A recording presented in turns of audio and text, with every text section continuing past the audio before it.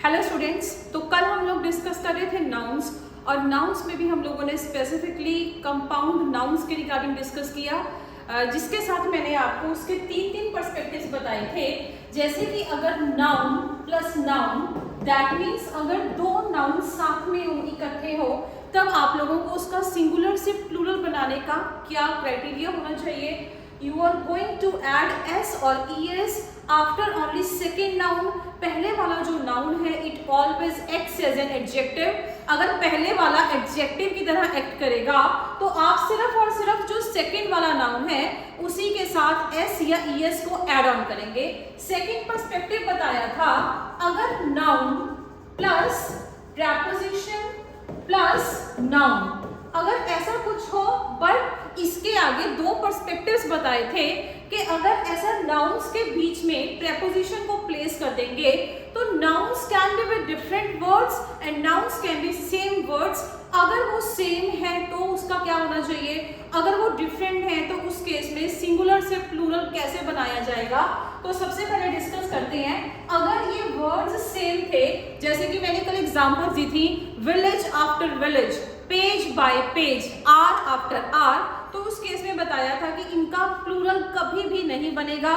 ये वर्ड्स जैसे हैं एज इट इज ही रहेंगे, villages after villages, pages after pages, ऐसा कुछ भी नहीं होगा।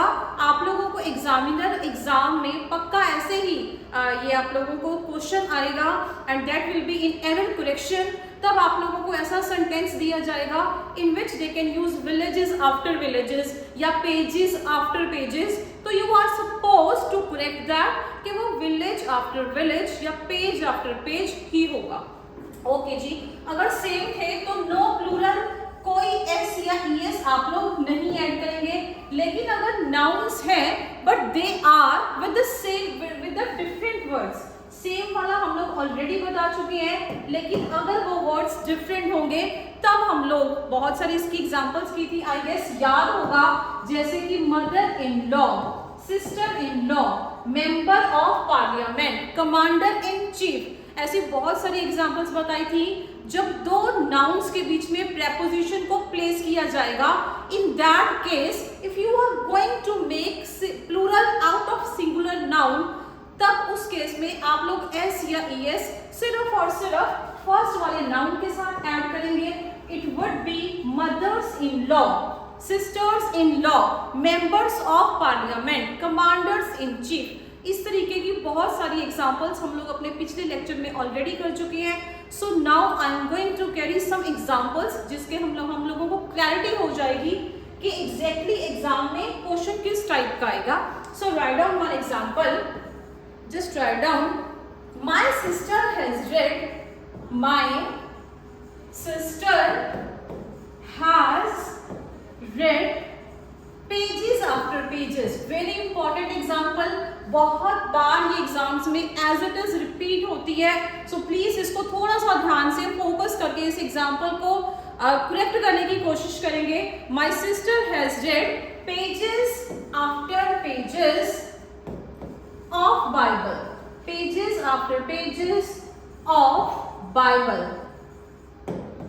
ओके, ये इस तरीके का क्वेश्चन आपको आ सकता है इन एरर डिटेक्शन वाले क्वेश्चंस।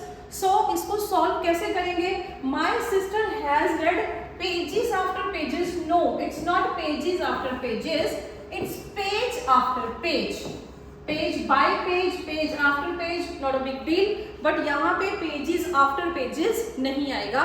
कुछ एग्जांपल्स और करवा रही हूँ, जैसे second example, write down, speaker after speaker, speaker after speaker,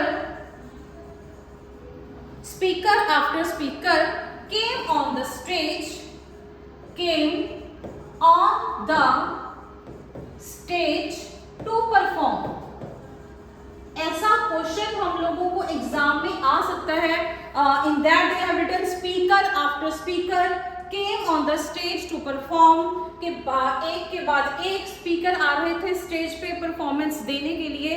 तो इस क्वेश्चन को ध्यान से देखो, just try to find out some error. अगर एरर है तो फाइंड आउट होगा, अगर एरर नहीं है तो बट ऑब्वियस है your answer will be no error. हम लोग इस सेंटेंस को ध्यान से देखेंगे। They have not written speakers after speakers, so but obvious है कि this sentence is very much correct. You can write no error अगर ऐसा क्वेश्चन एग्जाम्स में आएगा तो। अब इसके बाद एक और बहुत इंपॉर्टेंट क्वेश्चन करवा रही हूँ जिसके एक नहीं इनफैक्ट दो आंसर्स बनेंगे, so you can mark your answer as per options. Just write down the very first question is what is the criteria for selection? What is the criteria for selection? ऐसे sentences बहुत बार exam में आते हैं क्योंकि बोलचाल की भाषा में आप लोगों को ऐसे पूछा या बताया जाता है what is the criteria of selection.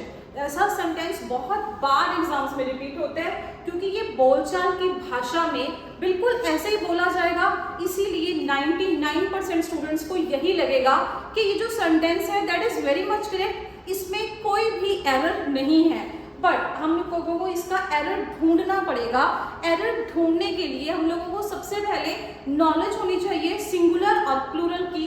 अब ध्यान से समझते हैं, there is one word criteria.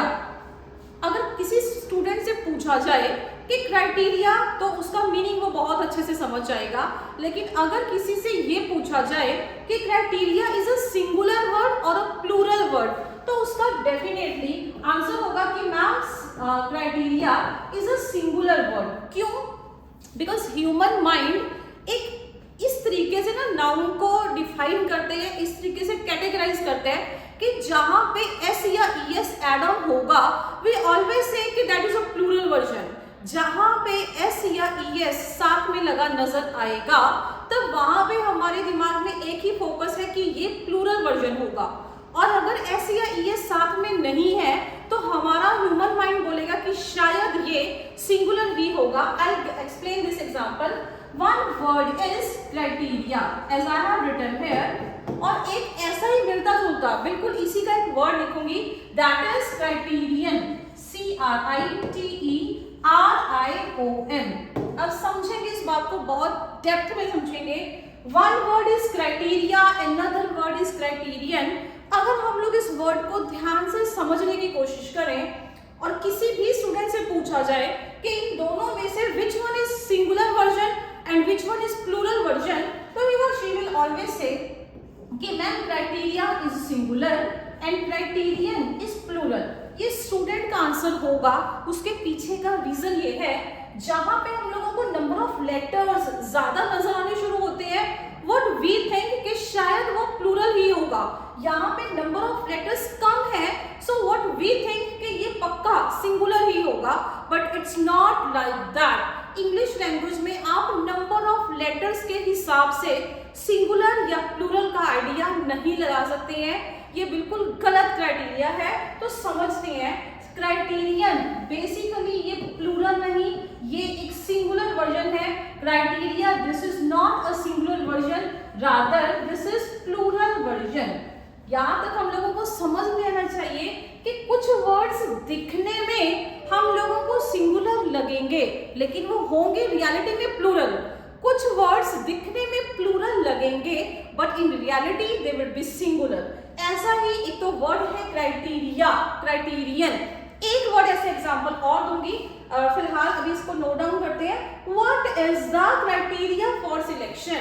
यहाँ पे हम लोगों को क्लियरली नजर आ रहा है कि इज है तो इज अपने आप में that is a singular verb. I hope इतना हम सबको नॉलेज होनी चाहिए कि which one is singular and which one is plural verb. As you all know कि इज अगर अपने आप में एक सिंगुलर वर्ब है तो ये अपने साथ जो आगे नाउन इसके साथ यूज किया जाएगा, जो भी आप लोग वर्ड यूज करोगे, बट ऑब्वियस है दैट वुड बी सिंगुलर, वो उसका सिंगुलर वर्जन होना चाहिए।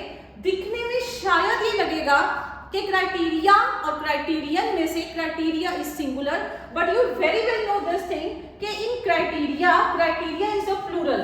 सिंगुलर के साथ हम लोगों ने एग्जामिनर ने प्लूरल को प्लेस कर दिया, so we are going to replace that. इसका एक आंसर बनेगा व्हाट इज द क्राइटेरिया?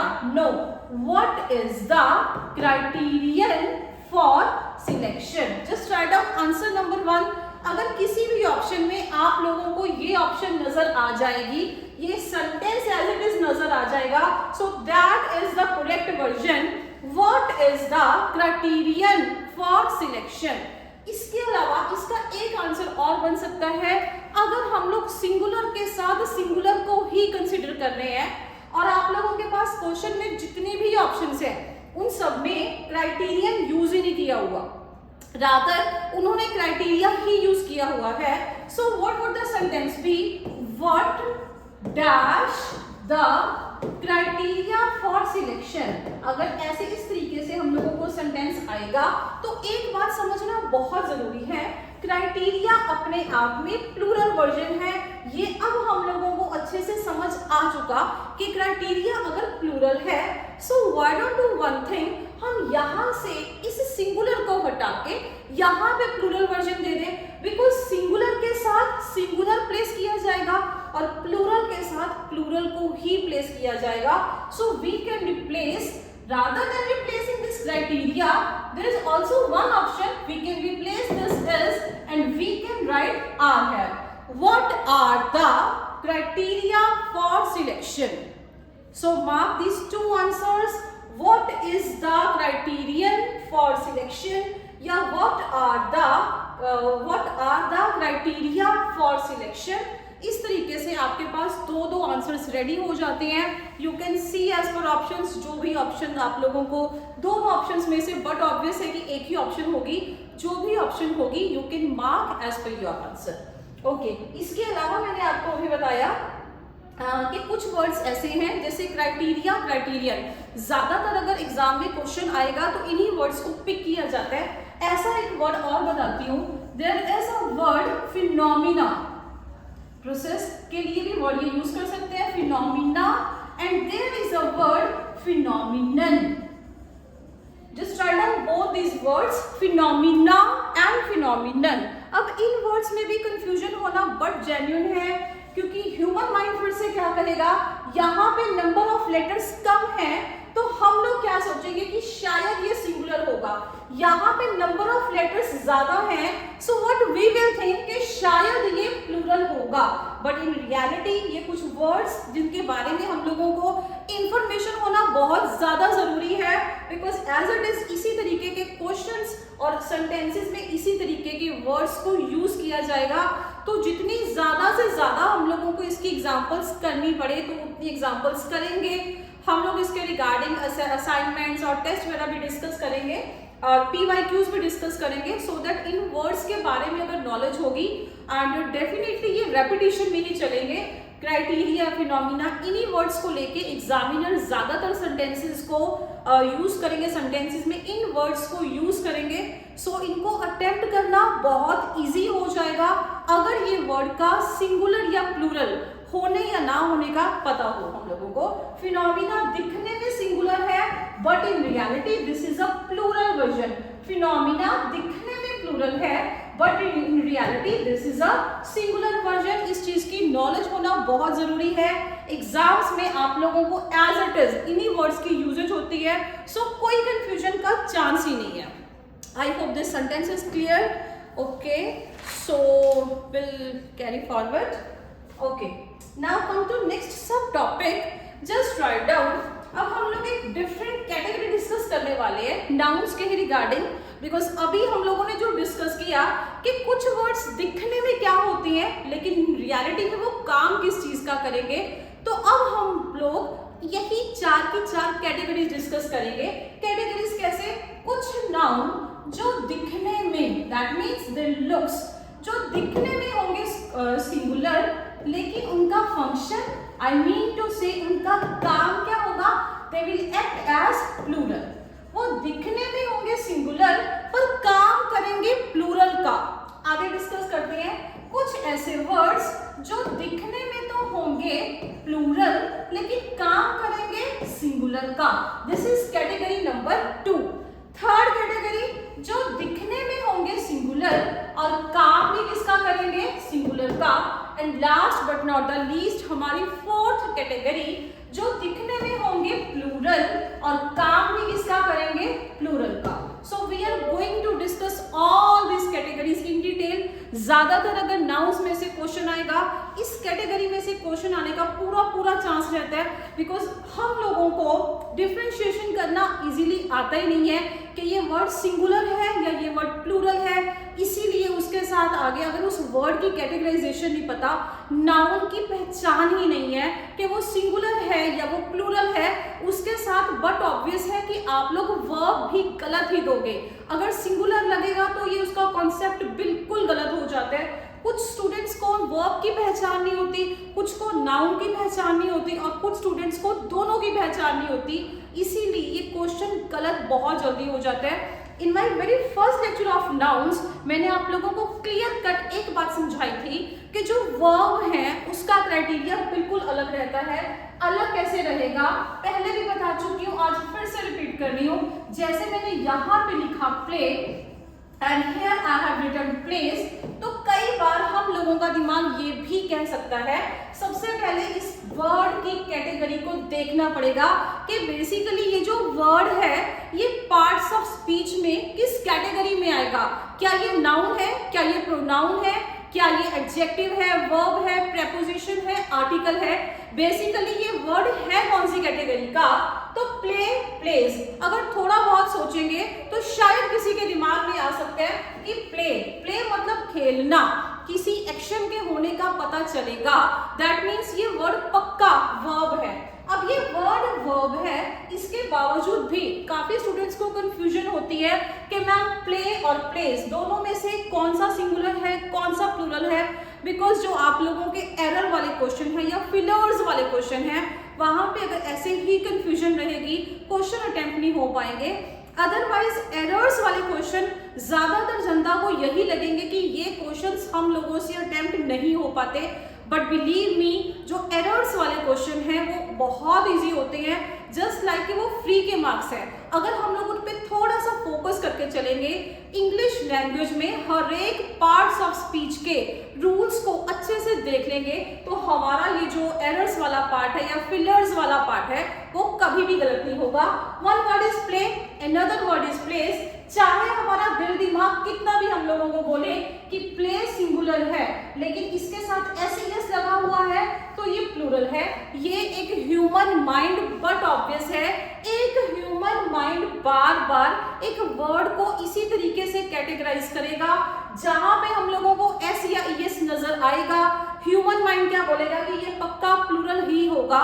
लेकिन वर्ब के केस में मैंने पहले भी बताया है कि this is vice versa.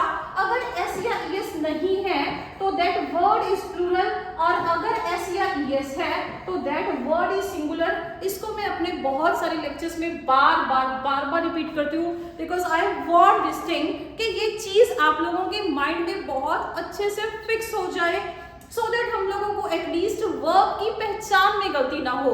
Rules regulations तो तब डिस्कस करेंगे अगर एटलीस्ट हम लोगों को इन वर्ड्स की पहचान बहुत अच्छे से होगी। तो चलते हैं जी आगे। नाउन्स डिस्कस कर रहे थे। नाउन्स में ही मैंने अभी आप लोगों को बताया कि देयर आर 4 कैटेगरीज जिनको हम डिस्कस करेंगे। तो I will pick very first category, just write down nouns which have, okay, उससे पहले उस कैटेगरी से पहले भी एक और छोटी सी सब कैटेगरी है, I think that is also important. उस वर्ड्स को भी डिस्कस कर लेते हैं। Just write down the very first category, nouns which have, nouns which have one meaning in singular, one meaning in singular and another meaning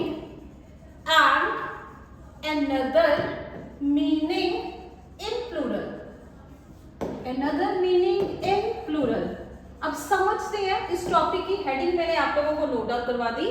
ऐसे कुछ words we are going to discuss जिनका singular में एक meaning होगा, मतलब अगर उनके साथ एस या ईएस नहीं लगा हुआ, ये वर्ब वाला केस नहीं है, ये नाउन्स वाला केस है।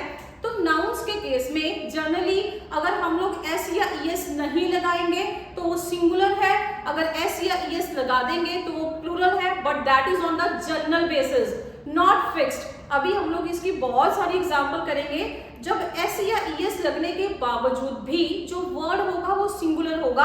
I discuss each and every example in detail, but फिलहाल समझते हैं कुछ ऐसे वर्ड्स जिनका सिंगुलर में एक मीनिंग है और जब हम उनके साथ एस या ईएस लगा देंगे, दैट मीन्स उनका प्लूरल बना देंगे, तो उनका मीनिंग ही चेंज हो जाएगा, उनका मीनिंग वो सेम नहीं रहेगा। ओके, अब हम कंसीडर करते हैं इन वर्ड्स को। Just write down very first word, very important and always confusing others. ये ऐसा वर्ड है जो हमेशा हर किसी स्टूडेंट को बहुत ज्यादा कंफ्यूज करता है। Okay, let's say the word is alphabet. The very first word is alphabet and second word is alphabets. I have written two words here, alphabet and alphabets. अब समझते हैं इस चीज को। अल्फाबेट अपने आप में क्या होगा और अल्फाबेट्स अपने आप में क्या होगा। अल्फाबेट एक ऐसा वर्ड है, जब मैंने किसी स्टूडेंट से पूछा कि जरा मेरे को बताओ भाई what is alphabet, he or she will say ma'am ये लो। अगर हम लोगों ने एक सिंगल लिखा so definitely that would be alphabet, and अगर हम इसकी चेन एक सीक्वेंस लिख देंगे just like A से लेके Z तक, हम लोग जितने मर्जी लेटर्स लिख लो लेकिन वो एक से ज्यादा होंगे तो मैम वो अल्फाबेट्स होंगे। ये एक ह्यूमन माइंड का एक जनरल किसी भी स्टूडेंट का आंसर हो सकता है, but that is very much wrong. हमें इस चीज को समझना पड़ेगा। अल्फाबेट का रियल मीनिंग क्या है? When we are going to take all the letters from A to Z, जब हम A से लेके Z तक जितने भी लेटर्स हैं इन सब लेटर्स को कंसीडर करेंगे, तब हमारे पास क्या बन जाएगा? एक alphabet. Alphabet means a set of letters. You can right in detail, alphabet means set of letters. अब आते हैं दूसरे वर्ड पे, दैट मीन्स अल्फाबेट्स। क्योंकि अब तक हम लोगों को शायद यही लगता था कि अल्फाबेट्स का मीनिंग है ए से लेके जी तक, लेकिन you will be astonished to know this thing कि अल्फाबेट्स का रियल मीनिंग है लैंग्वेजेस, भाषाएं। Just write down languages. Alphabet letters हैं और अल्फाबेट से हमारे पास लैंग्वेजेस। तो समझते हैं इन वर्ड्स को याद रखना, दिमाग में रखना पड़ेगा। जब हम लोग रीजनिंग वगैरह पढ़ते हैं तो वहां पे भी आप लोग एक टॉपिक पढ़ते हो, एक बहुत इंपॉर्टेंट उसका पर्सपेक्टिव है अल्फाबेट सीरीज। आप लोगों ने बहुत बार देखा होगा अल्फाबेट सीरीज लिखा होता है, अल्फाबेट्स सीरीज नहीं होता, और अल्फाबेट्स हम लोग बोलेंगे भी नहीं। रीजन क्या है? अगर हम बोलचाल की भाषा में गलत इंग्लिश का यूज करेंगे तो डेफिनेटली हम लोग जब उसको एग्जाम को अटेम्प्ट करेंगे इन रिटन फॉर्म, तब भी वो हमारे से गलत ही अटेम्प्ट होगा। So just promise me one thing, when we are going to speak तब हम लोग वहां पे अल्फाबेट यूज करेंगे, अल्फाबेट्स यूज नहीं करेंगे। अब सेकंड थॉट हमारे एक दिमाग में और आता है कि मैम ए टू जी, अगर इसका मीनिंग है अल्फाबेट, लेकिन अगर मेरे को अगर किसी एक को लिखना है तो मैं उसको क्या बोलूंगी? भाई जो भी लिखना है वो हमारे सामने ही लिखा हुआ है। अगर एक सिंगल ले रहे हो, अगर एक सिंगल लेटर लिखना है, so you can write, you can say this is letter and this is letters. सो आप लोगों को कंफ्यूजन होनी ही नहीं चाहिए। अगर सिंगल है तो लेटर, अगर एक से ज्यादा है तो definitely that is a set of letters you can say, और you can say alphabet. Alphabets that means set of you can say, और you can say various languages, भाषाएं। ये बहुत इंपॉर्टेंट वर्ड है, बहुत बार ये एग्जाम में रिपीट होता है, और स्टूडेंट्स को अल्फाबेट और अल्फाबेट्स दोनों के बीच में बहुत कंफ्यूजन रहती है। सो आई होप अब ये आपको कंफ्यूजन नहीं होगी। Come to next word, that is good. Second word is good, and इसका प्लूरल वर्जन बनाने की कोशिश करते हैं, दैट इज गुड्स। ये सिंगुलर वर्जन है and that is plural version. I'll write the words, आप लोग ये पूरी की पूरी लिस्ट रेडी कर लें और इसके साथ साथ इसका मीनिंग जरूर लिखते रहें, बिकॉज मीनिंग लिखना बहुत इंपॉर्टेंट है। साथ के साथ उसको लर्न कर लें, अपने दिमाग में बिठाने की कोशिश करें, बिकॉज नोटबुक पे इतना लिखना इतना मैटर नहीं करेगा जितना आप लोगों के माइंड में ये चीज रहनी मैटर करेगी। So good and goods. So good की अगर बात करें, गुड मीन्स अच्छा, जैसे बहुत कॉमन वर्ड है very good, you are very good in you are very good in mathematics, you are very good at sports, बहुत कॉमन वर्ड है। सो गुड मीन्स अच्छा या किसी के फायदे के लिए। You can right the meaning of good is benefit. जब भी किसी के फायदे की बात की जाए, किसी की अच्छाई की बात की जाए, जब हम ये बोलेंगे गुड, बेसिकली एक ऐसा वर्ड है जिसको आप एडजेक्टिव की तरह भी यूज कर सकते हो, जिसको आप नाउन की तरह भी यूज कर सकते हो। जब एडजेक्टिव की तरह यूज करेंगे तब बताऊंगी, जब हम लोग एडजेक्टिव करेंगे तब समझ में आ जाएगा। जैसे he has scored good marks in mathematics. So basically जो गुड है that is not noun, that is adjective. लेकिन जब भी गुड किसी नाउन की तरह एक्ट करेगा इसका मीनिंग होगा फायदा, बेनिफिट।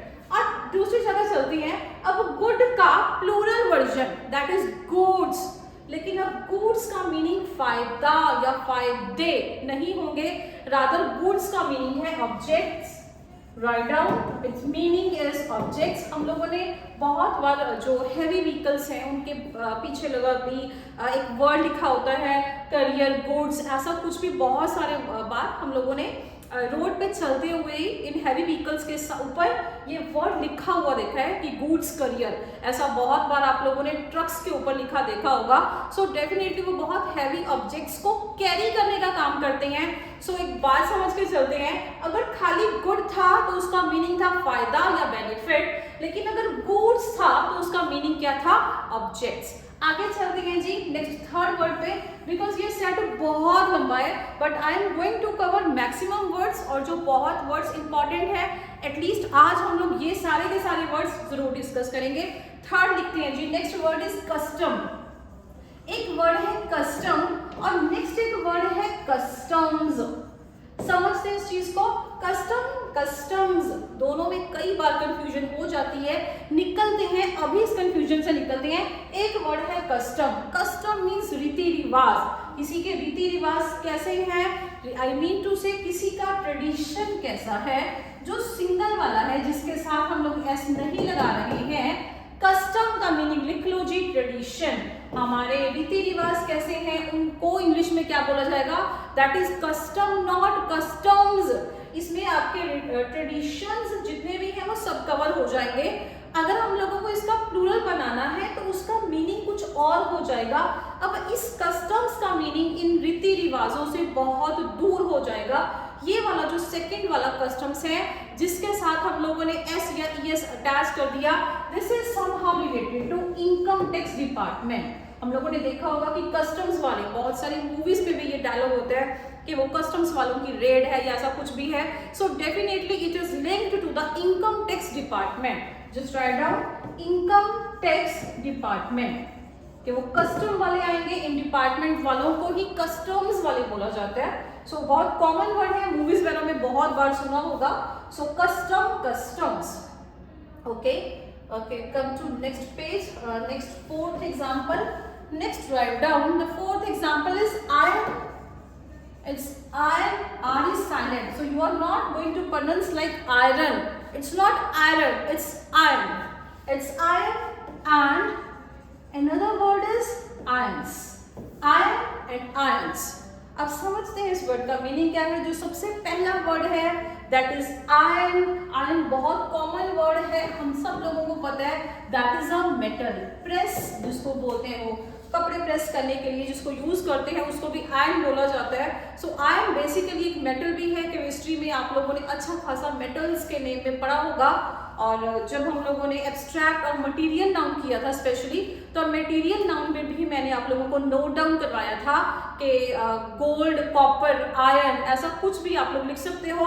सो बेसिकली आयरन है, that is name of metal. Irons ये बहुत कम स्टूडेंट्स को पता होता है, जिसको हिंदी में हथकड़ियां भी बोला जाता है और उसको इंग्लिश में हैंडकफ्स। अगर मूवीज वगैरह देखी होंगी या ऐसा कुछ भी आइडिया होगा तो आई होप आप लोगों को पता होगा। जिनको हिंदी में हम लोग हथकड़ियां बोलते हैं उसको हथकड़ियां बोल सकते हो in Hindi. In English you can use handcuffs. Handcuffs बहुत जनरल वर्ड है जो हथकड़ियों के लिए यूज किया जाता है। हैंडकफ्स बोल सकते हो या आयरन्स बोल सकते हो, दैट हार्डली मैटर्स, बट इसका यही मीनिंग होगा। Come to next word, that is fifth word. Just write down word and another word is words. अब आप लोग खुद ध्यान से देख रहे हैं कि अगर एक वर्ड सिंगुलर में है उसका मीनिंग बिल्कुल अलग है। अगर उसी वर्ड को मैंने सिर्फ प्लूरल बनाया, प्लूरल बनाने का मतलब मैंने उसके साथ खाली एस या ईएस को ही ऐड किया, उसी के साथ उसका पूरा का पूरा मीनिंग चेंज हो जाएगा। खाली सिर्फ वो सिंगुलर से प्लूरल नहीं हो रहा, लेकिन कुछ ऐसे वर्ड्स हैं जाने से उसका पूरा का पूरा मीनिंग भी चेंज हो जाएगा। तो समझते हैं इस वर्ड को, दैट इज अ वुड। अब वुड मीन्स लकड़ी, बहुत कॉमन वर्ड है। You can right branches of a tree, you can right branches of a tree. एक पेड़ की टहनियों को, एक पेड़ की ब्रांचेस को हम लोग क्या बोल सकते हैं? You can write, you can say that is a wood. अब दूसरे में आते हैं, second version is woods. Woods वाला वर्ड जब भी यूज होगा तो ये पूरे के पूरे फॉरेस्ट को कवर करेगा। ये सिर्फ कुछ लकड़ियों की या सिर्फ एक पेड़ की टहनियों या उसकी ब्रांचेस की बात नहीं कर रहा। यहाँ पे हम लोगों ने एक पेड़ की ब्रांचेस को कंसिडर किया, एक पेड़ हो या ज्यादा पेड़ हो, लेकिन हम लोगों ने खाली ब्रांचेस को कंसिडर किया, पूरे के पूरे ट्री को नहीं। लेकिन यहाँ woods that means the entire forest. यहाँ पे हम पूरे के पूरे फॉरेस्ट को डिस्कस करेंगे। Write down these words. These are very important words. That means woods. Okay. Come to another example. After word, you can write air, and you can write another word that is airs. One is air, one is airs. A-I-R-S, airs. तो समझते हैं इस word को। One word is air. Air बहुत common word है। ज्यादातर ये word हमारे एटमॉस्फेयर के लिए यूज किया जाता है। बहुत कॉमन वर्ड है जो आई गेस हम लोग क्लास 3rd या 4th से अपनी एसएसटी और साइंस की टेक्स्ट बुक्स में बहुत इजीली पढ़ते आ रहे हैं और 10th प्लस 2 तक हमेशा इसको पढ़ते आते हैं। तो बहुत कॉमन वर्ड है, बचपन का वर्ड है। एयर मीन्स हवा, हवा that is a part of atmosphere. अब अगला वर्ड है एयर्स। बहुत बढ़िया वर्ड है ये, इसी के साथ इंस्पायर है, लेकिन एग्जैक्ट इसका मीनिंग सेम पॉसिबल ही नहीं है कि इसका मीनिंग सेम हो। एयर्स का मतलब है बनावटी व्यवहार। इसको अगर आप हिंदी में लिखना चाहते हो, यू कैन राइट बनावटी व्यवहार, और यू कैन से इन English you can right affected manner, affected manner. जब किसी के व्यवहार में, किसी के जनरल बिहेवियर में बनावटीपन आ जाएगा, दिखावा आ जाएगा, so you will write that is a airs. जैसे she puts her off in the air of superiority, in the airs of superiority, मतलब उसमें सुपीरियरिटी की बहुत ज्यादा एक दिखावटीपन है उसके व्यवहार में, दिखावटीपन है कि वो बहुत ज्यादा सुपीरियर है। तो इस तरीके के सेंटेंसेस भी यूज किए जाते हैं। If you want you can write down she puts airs of superiority, she puts airs of superiority, superiority. Okay, after air you can write next word that is force, and next word is forces. Very common word. अगर force की बात करें तो शायद ज्यादातर students को इसका meaning पता भी होगा। force means हमारी strength. You can write force means strength. force means strength, and after that जो हमारा next word है forces, फोर्सेस का मीनिंग लिख सकते हैं that is a word used for entire army. इस वर्ड को आप पूरी की पूरी आर्मी के रिगार्डिंग, आर्मी को डिस्क्राइब करने के लिए यूज कर सकते हो। Forces means army. I hope you have written. Come to next example, there are few examples left. Okay, you can write very important, again very important word that is word itself. It is a word, और एक word है words. एक है word WORD word, और एक है words WORDS words. सो जो पहले वाला वर्ड है, जैसे ये बहुत कॉमन एरर होता है, ये बहुत ज्यादा कॉमन एरर है जो ज्यादातर हम लोग एग्जाम्स में अटेम्प्ट कर देते हैं, बोला भी ये गलत जाता है। सो इसको बहुत ध्यान से समझेंगे। जो पहले वाला वर्ड है ये सिर्फ एक शब्द को लेके नहीं है, दैट मीन्स प्रॉमिस। जब आप लोग किसी को प्रॉमिस करोगे, so that is a word. जैसे इट्स लाइक दैट के I give my word to you. ये ज्यादातर ये करेक्ट वर्जन है, लेकिन ये बोला कैसे जाता है? ज्यादातर स्टूडेंट्स इसको गलत बोलते हैं। वो क्या बोलेंगे? I give my words to you, कि मैं तुम्हें एक वादा करता हूँ। आई गिव माई वर्ड्स, क्योंकि हम लोगों को लगता है कि अगर वादा कर रहा है, प्रॉमिस कर रहा है, तो डेफिनेटली एक वर्ड नहीं होगा, ज्यादा सारे शब्द होंगे। उन शब्दों के ग्रुप को वो वर्ड्स का नाम दे देते हैं, लेकिन वो वर्ड्स, ये वर्ड बिल्कुल गलत हो जाएगा। This is a wrong version, this is correct version. अगर आप किसी को प्रॉमिस कर रहे हो, किसी को अपनी जुबान देना, इन हिंदी वी कैन से किसी को अपनी जुबान देना, so in that case word is used I give my word to you. मैं तुम्हें अपनी जुबान देता हूँ या मैं तुम्हें कुछ वादा करता हूँ. So the next word is words. अब डेफिनेटली यहाँ पे कंफ्यूजन होना जेन्युइन है, लेकिन समझते हैं इसका मीनिंग है लैंग्वेजेस.